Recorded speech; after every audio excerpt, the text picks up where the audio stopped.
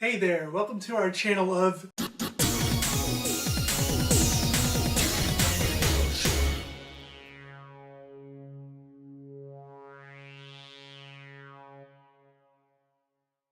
we find anything wrong with the notions that we examine, we exterminate them. Yo! Today we'll be asking ourselves the question, what exactly distinguishes a cult from a religion? Now, this question in and of itself may not have any bad notion baggage to bring with it, but there are some people who think that all religions are not cults and vice versa, that there is a definitive barrier between what is a cult and what is religion. I guess that is the notion that we will bring death to today. So before we ask ourselves the full question of the day, which is what distinguishes a cult from a religion, we will just ask ourselves, what exactly is a cult? Here are the definitions. Well, here is our definition of cult. First definition is a religion regarded as unorthodox. The second one is a great devotion to a person, idea, object, movement, or work, and it's usually a small group of people. Third definition is a system of religious beliefs and rituals. The fourth one is a formal religious veneration, i.e. worship. And the fifth definition is a system for the cure of disease based on dogma set forth by its promulgator. Some other interesting information on the word cult is that apparently the first known usage of the word was used in 1613, in which the context of the fourth sense of the term was used. And then later, in the latter 17th century, the third definition began being used, and by the early 18th century, the second definition had been starting to be used. And it wasn't even until the early 1800s when the word started using its most popular meaning, the first term. We will pretty much ignore the fifth definition because it is not the religious kind of cult as we know as cult, so we will pretty much ignore that one completely. However, separating the term cult from religion for the purposes of this video turned out to be a little bit harder than I expected. And one of the reasons for that is one of the synonyms for cult is religion. So for comparison purposes, here are the definitions given for the term religion. Ooh. Here we go. So as you can see, all of these words pop up on both sides. Religion, pop, worship, pop, devotion, pop, system of religious beliefs, pop, and also practices and rituals are synonyms, pop. And since faith is just a really strong belief, we'll just infer that cults have them too, pop. There are, however, a couple of key differences that I would like to point out.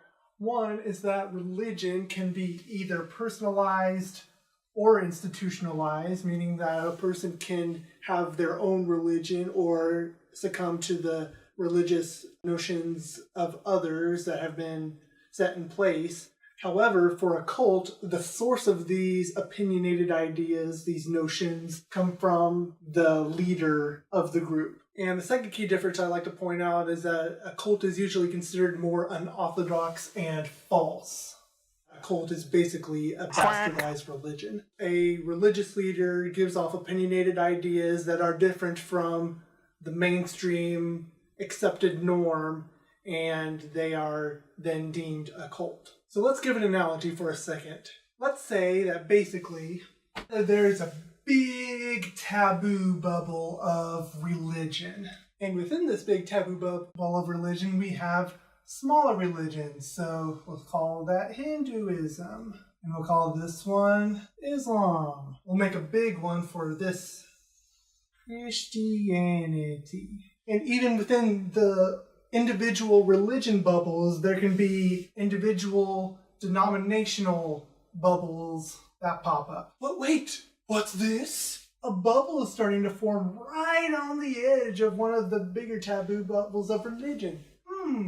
What will the other denominational bubbles do about this newcomer? Well, they're going to either accept them into their fold, making the bubble even bigger, or cast them out completely and put them into the cult zone. Dun dun dun. And out in the cult zone, this newcomer will have to fight many other cults to stay alive long enough to eventually grow into its own religion. So time passes, and then it becomes its own religion. We'll call it Authoritarianism. Spaghetti monster, yay! Now this newly formed cult bubble may grow up into its own religion one day, or it might go out in a blaze of glory in a mass suicide. It could go either way. We don't know. Only time will tell.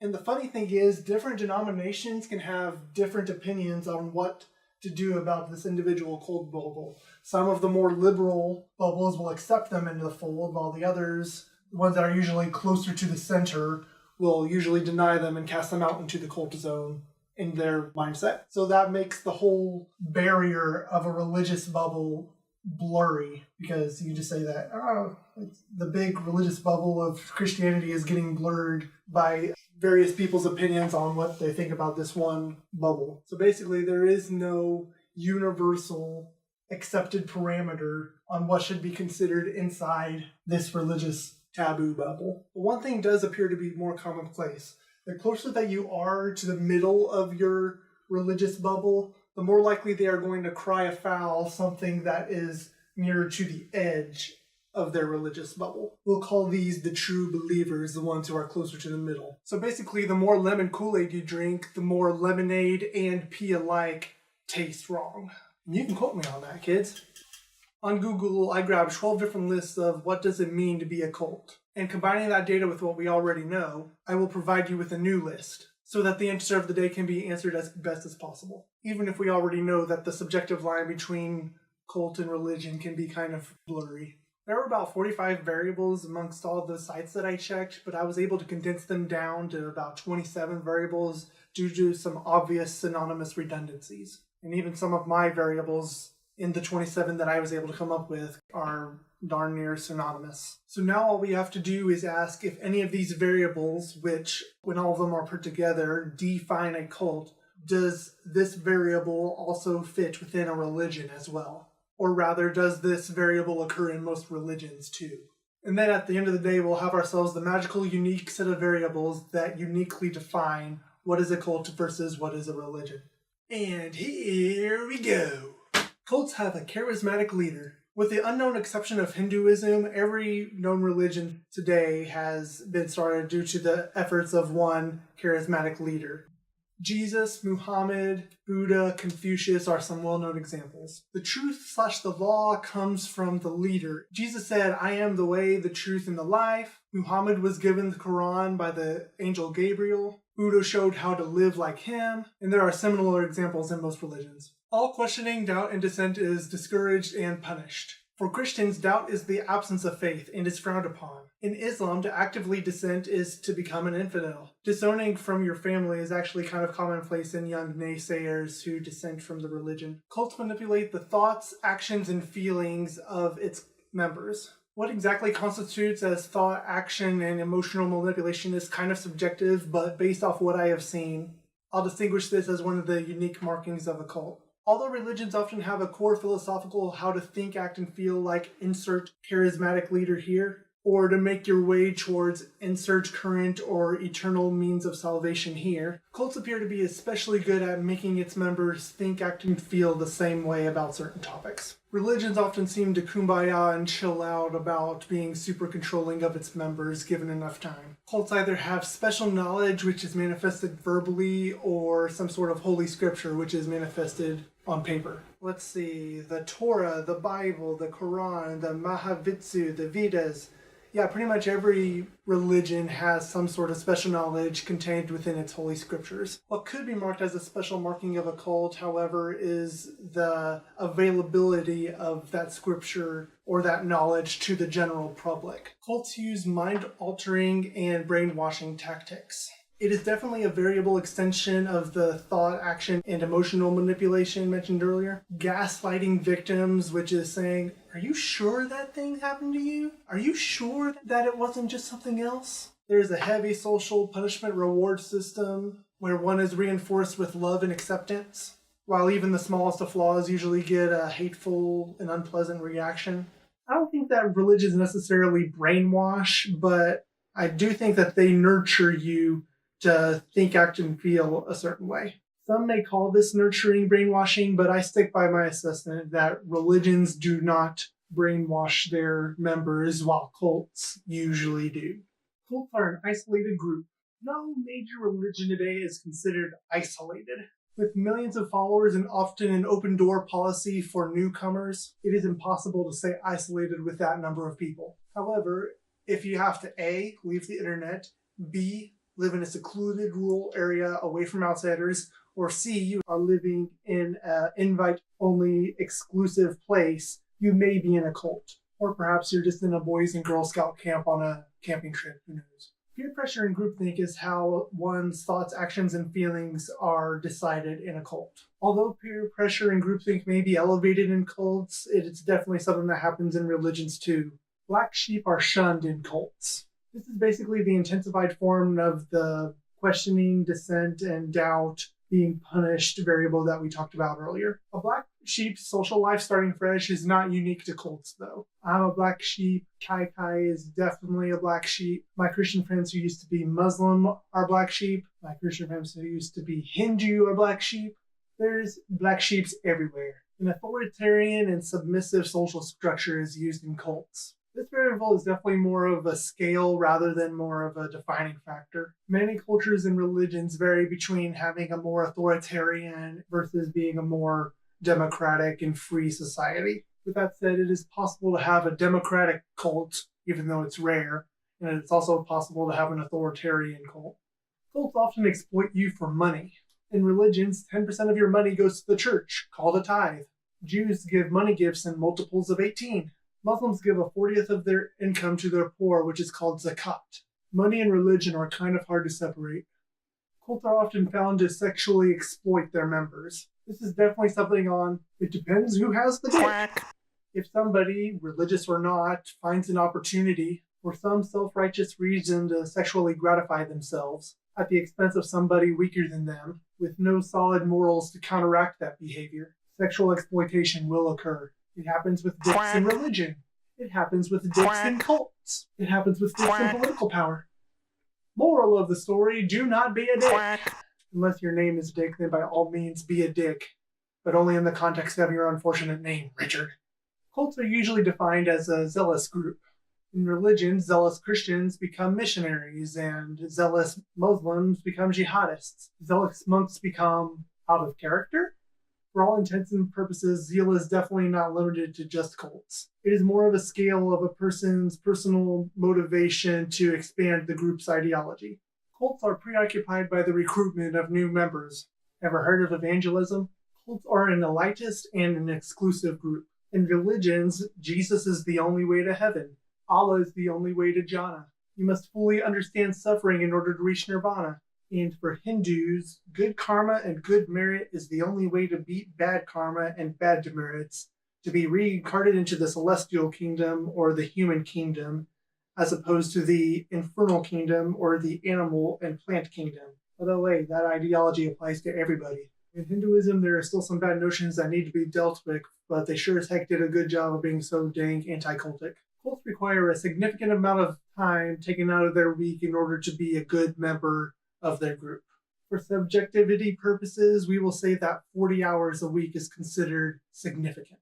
For Christianity, I figured that out of past personal experience, I was experiencing about 16 and a half hours a week to my religious duties. For a Muslim, I calculated about 20 hours a week. These are still considered pretty low for significance. Cults can have their members do a large range of work for their group, including farming, evangelizing, creating their ideologies, magazines, chores for the convent, and longer class times. And just for starters, and out of complete coincidence to the 40 hours a week bar significance that I made, here's a quote that I got from the Scientology website. The Saint Hill Special Briefing Course, which is a chronological study of all materials of Dianetics and Scientology, takes approximately 1 year at 40 hours a week. Granted, this is some seminary level shiz, but all Scientologists are expected to read all of the stuff that Hubbard published during his lifetime. For both cults and religions, however, the more time that is spent nurturing those faith-based notions, the more Kool-Aid you may be drinking. Cults tend to have heavily legalistic doctrine. This is one of those scale things again. There can be heavily legalistic religions, and there can be heavily liberal cults. It's not exactly a good single defining variable to define cults. Cults view their leader as messianic in some form or faction. Jesus was considered the Messiah. Muhammad was considered the last of many messengers. Even Buddha is considered a universal enlightened consciousness, or even godlike. This isn't even exactly a requirement for a cult either. It just happens to happen most of the time. Cults are usually good at love bombing their members. I almost didn't count this one as being cult exclusive because I feel that religions also are capable of love bombing their new members too. But in order for love bombing to really work, you kind of need it in conjunction with the above mentioned isolated group, the thought, action, and emotion manipulation, and the mind-altering tactics. Love bombing is used to create higher emotional dependence on the individuals to move them towards the more desired group behavior. So in conclusion, as far as religions go, they do it, they just suck at doing it. Cults have an us versus them mentality. Yeah, this variable just shows how unloving a group can be towards those of a different mindset. In the American political system, you could say that Republicans and Democrats are reinforcing an us versus them mentality to up their group dominance against the other group. I believe that it actually takes a special group to actively love people who are of differing opinions than ours. So this definition is definitely not cult specific. The ends justify all means in a cult. I'm starting to see why some of these lower variables didn't show up on as many sites as some of the earlier ones. This one is just a representation of bad philosophy. For example, an Islamic extremist leader says to its new member, "Rape this woman." Why? It'll help reproduce more Muslims for future generations. Okay. For all cults, religions, races, tribes, and political groups alike, the ends of making the group that they are a part of larger and more superior to rival groups can bring justification to murder, which brings about less of them, and rape, which brings about more of you. However, ideally, love, life, and truth should be the dominant force of means to reach the ideal ends. Cults wear cookie-cutter apparel. Imagine for a moment what Jewish clothing looks like. Now Islamic, now Hindu, Buddhist monk apparel, and what a Catholic priest wears. You get the idea. Cults promise salvation from the very near apocalypse. And although it may take a very cultic personality to say the end is nigh, and here is why, it really doesn't take much for a religious person to add one of these time-constraining malarkey sub-belief to their religious repertoire. Although religious claims may not seem rational after the date by which the end was supposed to come, and that date comes and goes, any minimally rational person would just walk away at that point. So therefore, if the end is coming and they serve Kool-Aid on that final day, don't drink it, okay? Cults have been recently formed. This is definitely one of the markers for discerning a cult from a religion. Religions have taken centuries upon centuries to evolve into their current form. Like I said in the bubble analogy earlier, cults are just essentially baby religions that haven't really formed yet. I think I'm going to give an arbitrary 200 years for a cult to graduate from being a cult into being a religion. Cult members oftentimes have a persecution complex. As it appears to me, all religions have some sort of persecution complex. You persecute me because of my faith. Therefore, my faith is validated. Because you suck as a human being, and you are not as good as I in my faith. Therefore, my faith is right, because you are wrong for persecuting me. That essentially is what a persecution complex is. Cults are oftentimes a negative and unhealthy group. Although research suggests that many cults can actually have a positive effect, for the purposes of distinguishing cults from religions, I figured this variable might be good for determining if a cult's notions are worthy of being destroyed. This is basically a combination of 10 or so of the previous mentioned variables. However, when combined next to religions, you realize that their ability to be either positive and healthy or negative and unhealthy vary between groups. It is actually just a scale that every religious group is on. Another one of those scale things. There are necessary rituals to perform in a cult, but pretty much all religions have their rituals. Whether it's prayer, baptism, special holy food, shaving their heads, wearing certain clothes, fasting, sacrifice, or